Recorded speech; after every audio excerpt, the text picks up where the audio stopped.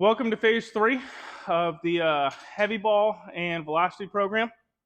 So in phase 3, our first two exercises are basically the same. The only difference is I'm going to have a little bit more emphasis on my scap load as far as on the kneeling back toss when I throw it in the wall. So just like in phase 2, I'm going to reach to the outside of my foot. As I come back, instead of me just throwing it more at that 90, I'm going to try to load my scap up, pull my elbow back, and toss it into the wall. So a good side representation of that is I'm going to reach, pull, and throw. And in full motion, I'm going to reach, pull, and throw. So the ball's going to go a little bit more behind me than from the side of me this time. Once again, reach, pull, throw. Next one is going to be my kneeling holds. So I'm going to take my 16-ounce ball, my kneeling holds. The only difference here is I'm going to really load up in this position on my back toe because I'm going to have to pick myself up on it. I really want to make sure that I focus on my shoulder hip separation. So I'm going to do my forward rock, scap load, reach back, get into my good separation here, throw, and hold that ball when I'm finished. So a side angle of that, once again, I'm going to plant my toe in here, rock forward, turn in, stand myself up on the throw to finish. Back into phase 3 right here, our third movement. The first two go together, which would be the kneeling back toss and forward hold. We're revisiting martial throws from phase number 1. So in these martial throws, now you should be more acclimated to it. You've done 3 weeks of it, so this is more of a refresher course, and we're making sure we go 1,000% on these this time. So as a right-handed thrower, I'm going to have my right foot forward, my left foot back. As I go to make my turn, remember, I get into my head. I'm going to try to feel that elbow load on my scap, and then I'm going to get to my head, and I'm going to throw off of my head. So I start in the front, I turn, rotate that foot, load my scap in the back, try to get that good hip-shoulder separation. As I throw, that ball's going to come off of my head. I'm going to pronate off of it.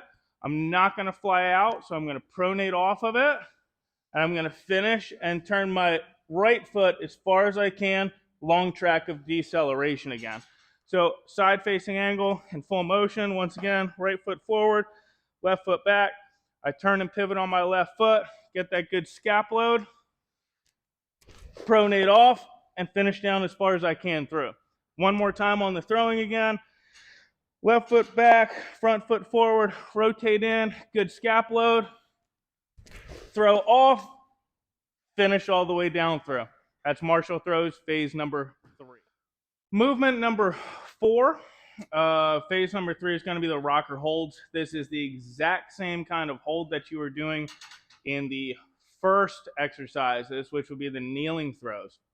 So you can use a mound if you'd like to. I'm just going to use a mound. If not, you can do it on flat ground. It really doesn't matter. From a mound, you get a little bit more downhill as far as replicating getting your back leg over and your drive. So I'm going to preset myself. Back foot is flush with the mound. Front foot I'm already presetting where I would land as far as how open my foot is. If I'm too close, I'm going to cut myself off. If I'm too open, I'm already going to work on flying out. So I keep talking about separation and scap load. Same thing here. So I'm going to start forward facing. My chest is facing my catcher or my direction I'm going to throw it. Ball starts out in front of me. I'm going to rock forward. When I rock back, I'm going to make sure that I turn first and break second. I don't want to start breaking out in front because then I'm not replicating what I would normally do when I throw. So ball stays out in front, rock forward, get that good separation in the back. I'm loaded up on my back side right here. I'm going to go into my normal throwing. As I throw, I'm making sure that my back leg gets up over and I'm finishing well. When I finish, I want to have my head completely centered through my body. I want long track of deceleration where that ball ends up. I don't want to stop myself out here. And I want my front foot to remain somewhat close or almost where I started it when I was done. Another important thing here, I know that I finished correctly if my drive leg ends up further ahead than my plant leg. So I want to make sure that I really drive through. The other part about my back foot here is that I want to make sure the bottom of my shoe points to the sky as I finish through. That means I'm really driving off the mound, and I'm not going to be super lazy with my leg. Ideally, you want to try to get a 90-degree angle right here between your heel, your knee, and your butt, and show the ceiling, the bottom of your shoe. So in full motion, I'm set out front. Once again, my foot's preset. My knee stays inside of my foot so I can stay stacked over my ankle. Rock forward, separate back, throw, finish forward. Remember, head stays centered, leg stays centered. I never really try to cross to that side of my body. And just like in our throwing progression drills, my elbow, my wrist, my glove, all try to stay out in front throughout the finish of the drill. Adding on to this drill, just another key note that I didn't discuss, that I forgot to discuss in this. My front foot doesn't want to reload. So a lot of young players, a lot of young guys I see, you reload your front foot. So as you go to throw, you rock forward, rock back, and then you reload that front foot. Once you set your foot, that's where it's staying. So your front foot only rotates as you come through at the end, and you move your weight from your whole foot up onto your toe. So once again, my foot, and you'll see where my heel comes up right here. As I throw, my weight goes a little bit forward, my heel rises up, and my toe ends up being straight. But I do not want to preload that foot because it's not something you would do in a game. You wouldn't land, move your foot, and then throw. Once I plant, and then I throw, and we're trying to make this movement as close to the game as we can. Walk-in windup is next. So the walk-in windup is different than the step-in throw due to the fact that I am getting my leg up as high as I pretty much can, and I'm turning my back foot. So in the step-in throws, my toe should have stayed straight. I'm getting my knee up kind of, sort of. I'm making a turn in the step-in throws and then throwing. In the walk-in windup, it's exactly what it sounds like. So I'm going to start back maybe 10 feet or so away from the wall. Keep my body straight. As I walk in, I'm going to take 1 or 2 steps, turn my back foot just like I'd have it set on a mound, raise my front leg up into my leg lift, making sure that my knee's going back, and I'm hip pointing here. I'm loading my front hip and my back hip. As I go down, I'm making sure I break at a normal time. Separate, hip-shoulder separation, good scap load, good landing, throw, and finish through. This is a max effort throw, so it is meant to do fast, or you are meant to do this fast, rather. So I'm going to throw this one in full motion, and as I move through, just check out the separation, how high my leg gets, and how my step-in is. So I'm trying to have that max effort throw, and just like in the rocker holds, at the end I'm trying to hold my finish for 2 seconds. So my checkpoints again on holding my finish. My head stays straight, my glove and elbow stay out in front, my back leg gets through, and my front foot doesn't overly rotate open. So as I step in, good load on my front side, making sure my knee gets up, throw with momentum, and when I finish, I'm still straight through my target, nothing moving to this side of your body. Okay, so 3-hop drill right here. This drill is built in here to start to maintain balance, get yourself moving forward a little bit more, feeling yourself load, get slightly out of control, because the next thing that we're going to do is the running guns. So in my 3-hop, I'm going 1 hop back, 2 hops forward. Everything remains the same that we've been working up to. I'm still going to try to get my good separation, get good scap load, maintain my finish moving forward through the target, backside up and drive, and also my knee to shin angle isn't going crazy or getting outside.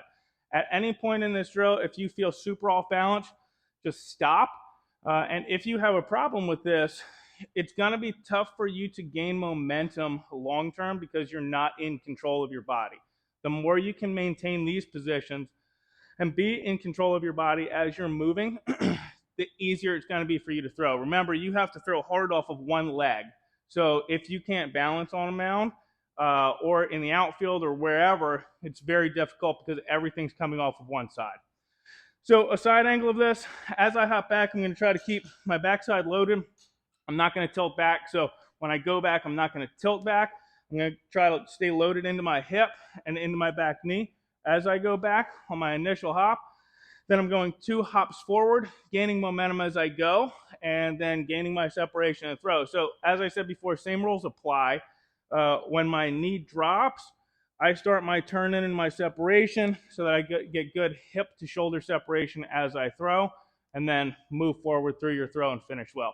So from a side angle, I'm going to take that first hop back, stay into my back side. So notice I couldn't balance. I just fell slowly moving forward. I want to keep a little bit of that side angle. I don't want to be straight up and down because then I lose my load in my back hip. So my first hop is back. Stay moving forward, 1, 2, and then I'm going to let it rip. Now, I don't have a great runway here, so in my forward facing and back face angles, you'll see a little bit better. So my first one, I'm going to go forward. I'm going to gain that ground in my backside. So I'm going to step back on 1. I'm still leaning forward slightly. Make sure I separate as I go through this. 1, 1, 2, separate, throw. Finish straight through your target. From that back angle, you should be able to see a little bit better separation as far as getting my arm up and out, and I'll freeze it for you there at landing. So I'm going to go back step 1. Now I stopped because I was off balance, so do it again. Back step 1, hop 1, 2, arm up and out, good separation, throw, finish all the way through. Make sure that you pay attention to your balance, and like I said, if you can't do it, this is an easy drill for you to do over and over and over to gain balance and figure out how to gain momentum. Okay, so last level here, I guess you can say phase 3 and the end of the throwing program is running guns. Running guns are a little bit misleading. They are something that everybody either hates because they don't throw as hard as they think they should throw, or they love because they throw harder in this than any other drill that you have. First, I want to throw something out here. If you don't have control of your body and your setup isn't correct, your running gun isn't going to be good. If you're out of control, you're moving too fast, moving too slow, pulling too hard, don't expect a good number off of a running gun. You'll actually have a better number off of probably the mound or just a normal outfield throw or infield throw, because the more out of control you get, the less efficient your body is. Now, for those who have a great number in the running gun, you probably have great separation, great scap load, and that's what's getting your number. So you would want to take that video, take a look at it, and then see where you're doing things well or not to try to replicate it. So in a running gun, I don't really want to run as fast as I possibly can. The people you see doing that online, they've been doing that forever, and they've gotten to that point with their body control. You want to move as fast as you can stay in control. So if that's a jog to a throw or a sprint to a throw, you want to stay in control of your body as you're doing this. Once again, you are supposed to throw hard. This is meant to throw as hard as you can, but you have to maintain control. So there's a couple different step patterns to do that. Some people like to step through, some people like to step behind, some people like to shuffle. It doesn't matter which one you do. It's more based off of your position, I think, than anything else. Infielders typically do a shuffle, pitchers typically do a step behind, outfielders typically step through. That's what you've been doing forever at your position, so I don't think that one is really better than the other. Those are more position-based or player-based movements, so it's whatever works best for you. So as I get into my running gun, I'm going to be a little bit further away here than what I have been in the last couple videos.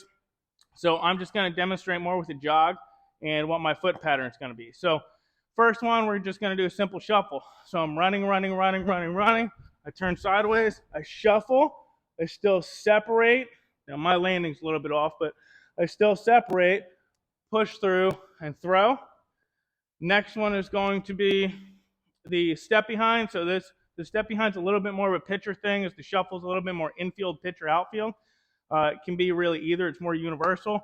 So my step behind, I'm run, gather myself, step behind, and then make that throw. Now the step behind is a little bit more beneficial, I think, because it keeps your shoulders closed. So unlike a crow hop, as I step through, if I really don't turn, my shoulders never really get in. So in that crow hop, if I just step through and I go to throw, I really don't separate well unless I think about it well. In the shuffle keeps me a little bit straighter, but I still turn. That step behind though, when I step behind, it turns my shoulders into that separation already and lets that upper body lag behind. So the third one is more for outfielders, and that's just going to be a crow hop. So as I come through, I'm run again, shuffle, crow hop through, and make that throw. Either one you want to do, it doesn't matter.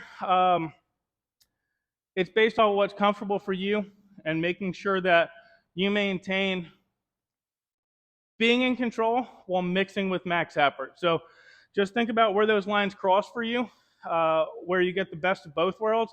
If you are too much in control, you're not going to get as much out of your arm. If you're out of control, you're going to be at risk for injury. So you want to try to see where those lines intersect. Maybe that's a jog for you. Maybe it's a run for you. Either way, it doesn't matter. You'll progressively get better at this over time. So just in full motion, I'm going to make sure I turn in and show you guys. I'm going to do a step behind right here. So I'm going to run, medium speed, turn in, separate, throw, and maintain. Now, some guys, as they throw, they'll go forward roll. Now, obviously, I'm not doing that at 100%, but as you throw in a running gun, you should leave your feet as you throw, or possibly even do a forward roll. So if I'm getting as much momentum as I can out of my body, as I throw, you'll see both my feet leave the ground. Boom! Both my feet leave the ground at the same time, and I catch myself as I fall forward. Just make sure, most important thing, I'm not out of control. I'm not too much in control. I have to figure out, once again, where those lines intersect. If I'm out of control, I'm going too fast, at risk for injury. Too much in control, I'm not getting enough out of my arm. This is something that, like I said, you get more comfortable over time with it, and you'll get better as you go. End of phase 3. Time to throw gas.